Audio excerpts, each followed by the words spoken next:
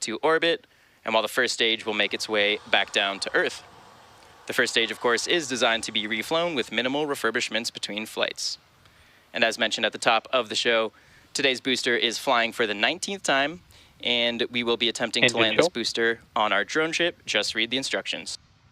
And that drone ship is currently stationed in the Atlantic Ocean. As you can see there on your screen, a nice view of that drone ship. And if we are successful in recovering the booster today, it will be the 121st successful recovery of an orbital class rocket in just this year alone. Now, lastly, that large truss structure you see next to the rocket is the transporter erector, or TE. We use it both to roll the rocket out to the pad, as well as raise it to its vertical launch position. You might hear in callouts over the nets the TE referred to as the strongback from the launch team. Stage 1 RP1 load is complete. And there we go, we just heard that stage 1 RP1 loading has been wrapped up. That TE I was mentioning also routes the vehicle's fluids, power, and telemetry umbilicals from the ground systems up to the rocket and the satellite, all the way until the moment that Falcon 9 transitions to internal power. So now that you're a little more familiar with the vehicle, let's learn more about today's payload, SXM-9.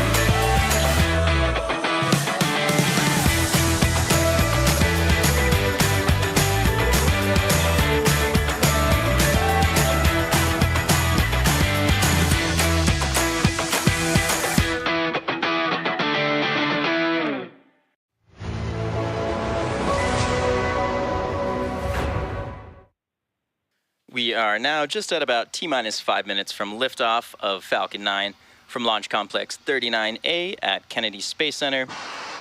At the point of liftoff, the transporter erector, or TE, will have retracted away to clear the path for Falcon 9's ascent. And in order back lower has started. In order to prepare for that retraction, we will see those clamp arms open around the base of the second stage, and the TE will pull away from the rocket. So we just heard a call out for that over the nets, and you should see those clamp arms just below the fairing start to open up any second now. And there you go. As you can see, those arms are now opening up in preparation for TE retraction.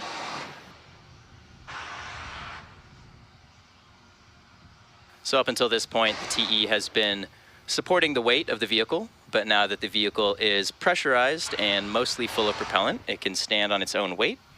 So we will now begin to retract that strongback away from the vehicle just slightly. And at this point in the countdown, both the first and second stages are nearly fully loaded with their 1 million pounds of kerosene fuel and liquid oxygen. And as you can see there on your screen, that strongback is now starting to lean away from the vehicle.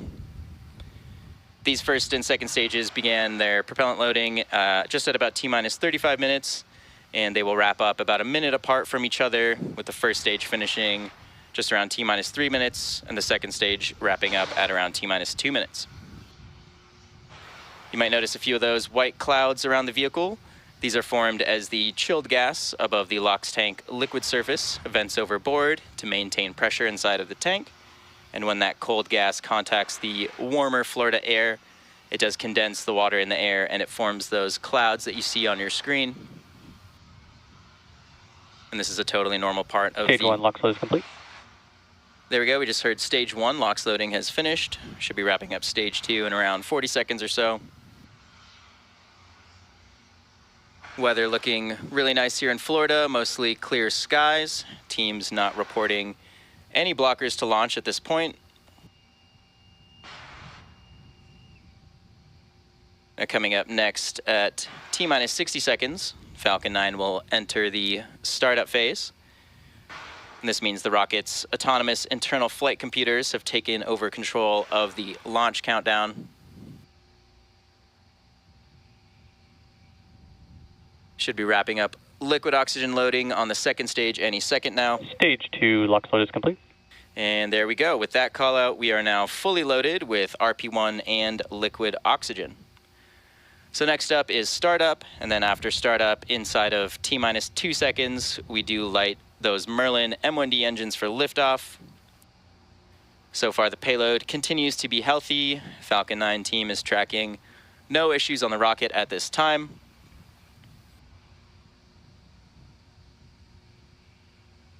Should be... Gas launch closeout. There we go, just sort of call out for gas launch closeouts. We are now venting just the residual propellant in those TE lines. You can see some larger white clouds forming there off the side of the TE as we vent some of that propellant. Again, coming up at T-minus 60 seconds, we will enter the startup phase.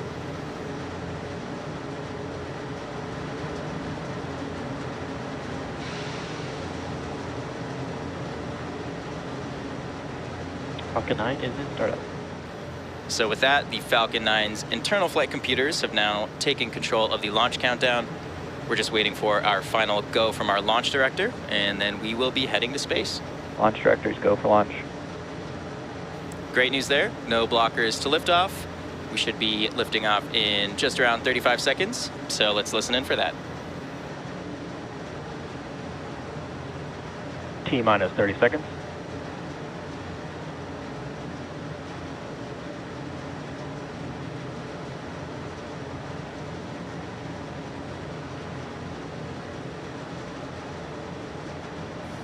Fifteen seconds. T-minus 10, 9, 8, 7, 6, 5, 4, 3, 2, 1. Ignition.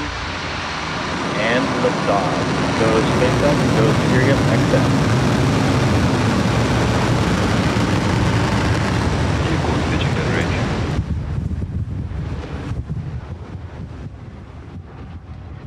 Camera pressures are nominal.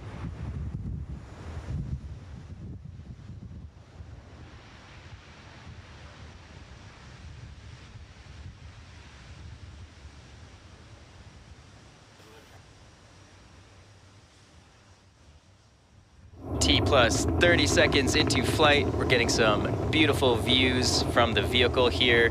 Falcon 9 has successfully lifted off from Launch Complex 39A. You can see Power and telemetry are nominal. Kennedy Space Center below the vehicle. And again, we are carrying SXM-9 to orbit today. As you might notice, the vehicle is tilting over horizontally, and this is... Falcon 9 is supersonic. This is a maneuver known as a gravity turn. Coming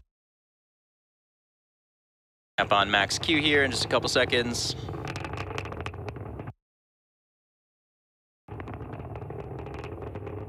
Max Q.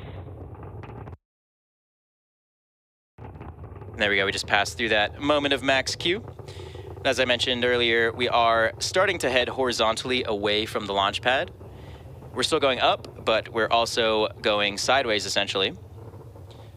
And as you heard previously, we did just pass through max Q, which is a critical moment in flight because the combined stresses caused by Falcon 9 accelerating through the atmosphere, chill, as well as the ambient static pressure, are at their greatest. And we did just hear that MVAC chill for ascent has begun. Just cooling down some of those engine components further in preparation for full flow of liquid oxygen. You can track our progress to orbit here by keeping an eye on that stage 1 telemetry in the bottom corner of your screen. Getting a great tracking shot from the ground here. You can see we're going over 5,000 kilometers per hour. Getting a nice view of the rocket's plume as we head up to the thinner parts of the Earth's atmosphere. Coming up next, we have a series of events. Those are main engine cutoff, followed by stage separation, second engine start 1, and then following that is fairing separation.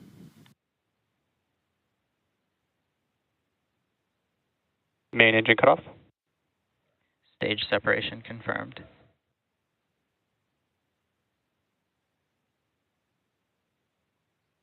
Back ignition.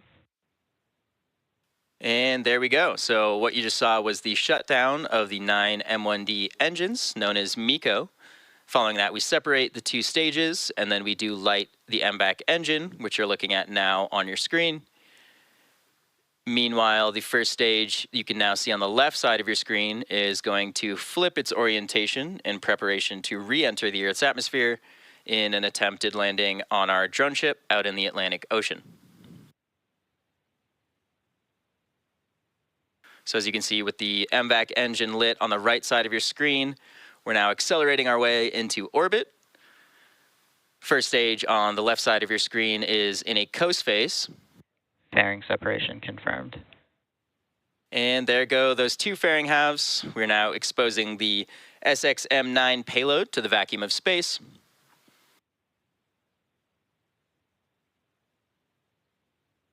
Stages are following nominal trajectories. Great news there. Both stages are on their planned trajectory.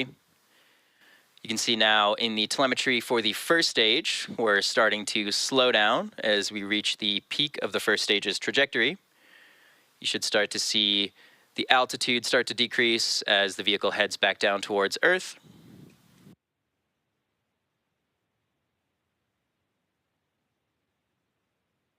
Coming up next on the first stage is the entry burn. And for this burn, we do relight 3 of the M1D engines, starting with the center E9, followed shortly after that by the E1 and E5 engines. And this just slows the vehicle down as it passes back into the Earth's atmosphere, reducing stress and improving our reusability on the vehicle. During this entry burn, Falcon 9 is decelerating by firing its Merlin engines, but we're still moving really fast towards the Earth. And this causes the vehicle to fly through Merlin's exhaust gases, also sometimes called the plume. And this deposits a layer of soot on the vehicle's surface. So that's why you can see some of our flight-proven vehicles look a little extra toasty. And that soot comes from the carbon-based fuel that Falcon 9 uses. So that entry burn should start in just around a minute from now and typically lasts around 20 seconds. And again, the second stage on the right side of your screen, continuing to head to orbit, now almost 13,000 kilometers per hour at an altitude of about 160 kilometers above the surface of the Earth.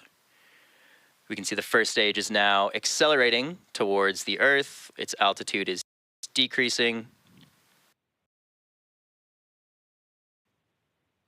You can see those grid fins on the left side of your screen.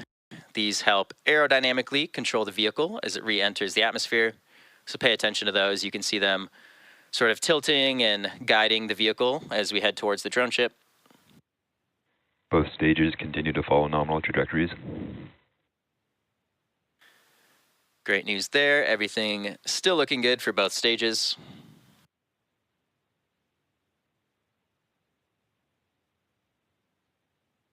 Coming up shortly on that entry burn, so pay attention to the left side of your screen as well as that telemetry.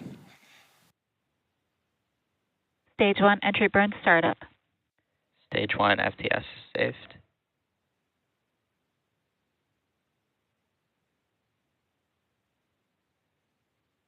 So we are now currently in the middle of the entry burn. You can see we are rapidly slowing down that first stage.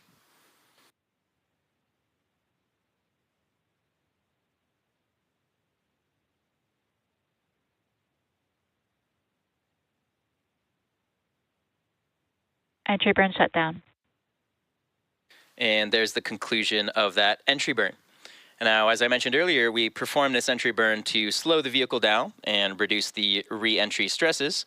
And this in turn increases our reusability of the vehicle.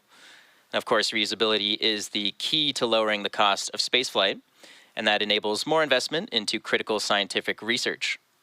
The Falcon 9 first stage supporting today's mission has just performed that entry burn for the 19th time. The Merlins on this first stage are optimized for sea level, and they achieve about 190,000 pounds of thrust during ascent and descent. The MVAC engine on the right side of your screen is optimized to operate in the vacuum of space, and that engine produces just around Stage 2 terminal guidance. 220,000 pounds of thrust in the vacuum. So we just heard stage 2 has entered terminal guidance, which means we are approaching the end of our Stage 1 burn. transonic. Meanwhile, stage 1 has just gone below the speed of sound. We are now approaching the thicker parts of the Earth's atmosphere, getting ready for a landing on our drone ship. Second stage approaching its parking orbit. You can see those grid fins on the left now starting to help position the vehicle and guide it towards the ship. And Stage 1 landing burn. Stage 2 FTS is saved. There we go. We just heard the landing burn has started on the first stage. And as you can see, we're just passing through the clouds now, and there is the drone ship waiting in the ocean below.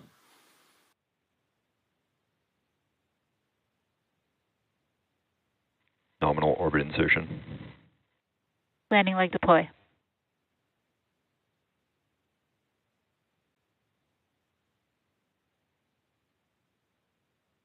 Stage 1 landing confirmed.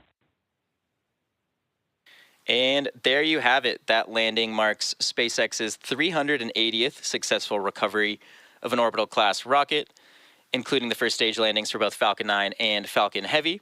Now, this is a major milestone as well for Just Read the Instructions, which just fielded its 100th landing. And in the middle of that landing burn, we did hear that the MVAC engine successfully shut down, and we had a nominal orbital insertion. So with that confirmation, the second stage is now embarking on its coast phase. After this coast phase, we do relight that MVAC engine for a second time. That should happen around the T+26 minute mark. And following that will be payload deploy around the T+34 minute mark. So we're going to head into a quick break, but we'll see you back here in just around 15 minutes.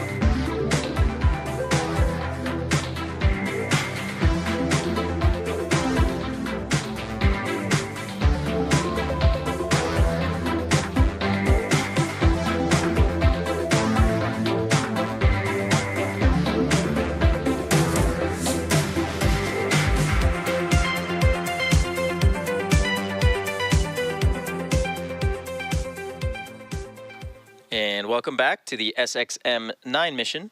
So far, it's been a great mission. Falcon 9 lifted off at 11:10 a.m. Eastern Time from Launch Complex 39A at Kennedy Space Center in Florida. We did have a successful ascent, fairing separation, and second stage orbital insertion. Those fairing halves are being recovered by our recovery ship Bob. And again, one half of the fairing flew for the 5th time today. The other half flew for the 3rd time. And we did also recover the first stage on our drone ship, and this marks its 19th landing overall. As you can see on your screen, we are just moments away from the second ignition of the MVAC engine on the second stage. And this will carry the SXM-9 payload into the orbit needed to deploy the satellite. The burn will be followed by shutdown of the MVAC, also known as Second Engine Cutoff 2, or SECO 2. As you can see on your screen, we are now chilling the engine in preparation for that burn. The burn should happen in just around 30 seconds and should be about a minute-long burn. Now again, we're currently in what's known as a parking orbit, which is a circular orbit.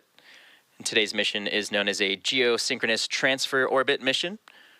So that is what we are going to achieve after this burn here, coming up in a few seconds. MVAC ignition. There you go. As you can see, we did just light that MVAC engine. You can see in the telemetry, we are now rapidly increasing our speed. This burn should last just around a minute or so.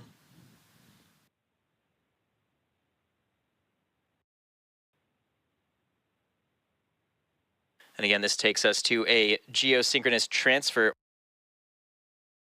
orbit, which is the deploy orbit for the SXM-9 payload today.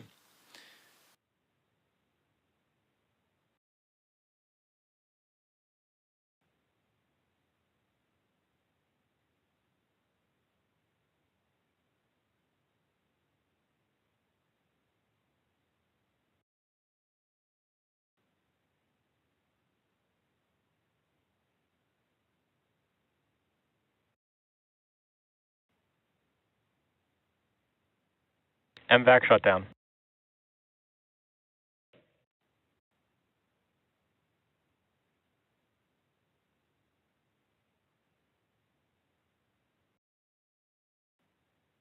We did just successfully shut that engine down. Nominal orbit insertion. And there's the call out for nominal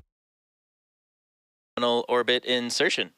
So with that second engine cutoff, or SECO 2, we're just a couple minutes away from payload deploy. So we will take one more short break for the final few minutes of coast here, and we'll see you back here in just around 4 minutes.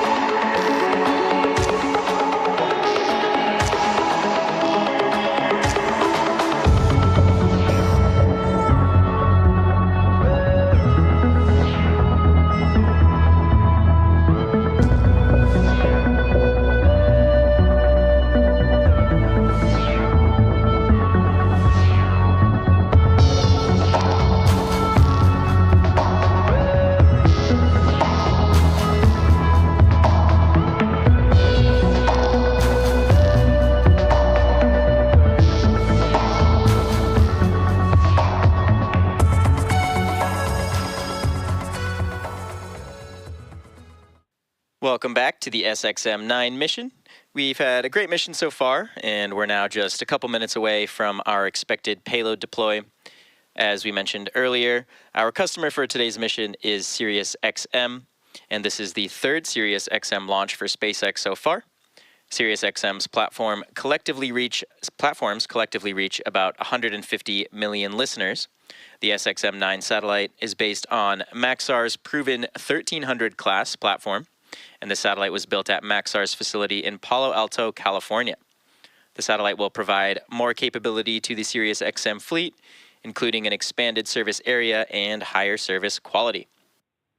Beautiful day, beautiful views here from the second stage in orbit as we are preparing to deploy the SXM-9 satellite. SXM-9 is 27 feet tall and over 100 feet long when the solar arrays are deployed. The satellite also features a large unfurlable S-band reflector, and this broadcasts audio and data signals to users on the ground. As I mentioned, there are more than 150 million SiriusXM-equipped vehicles on the road today, and these rely on SiriusXM's proprietary satellite network, which is also a key delivery mechanism for the company's 360L platform.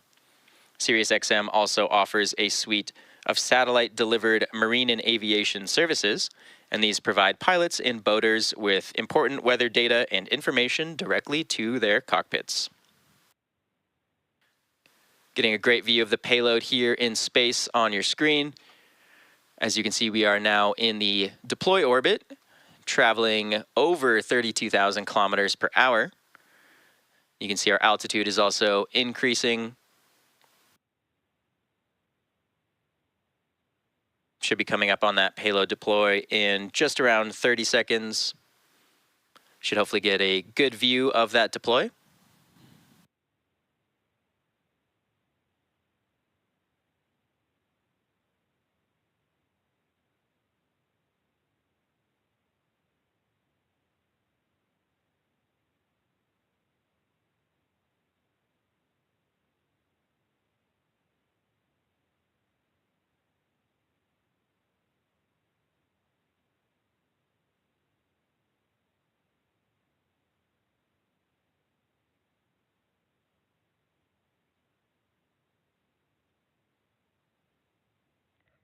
SiriusXM-9 payload deploy confirmed.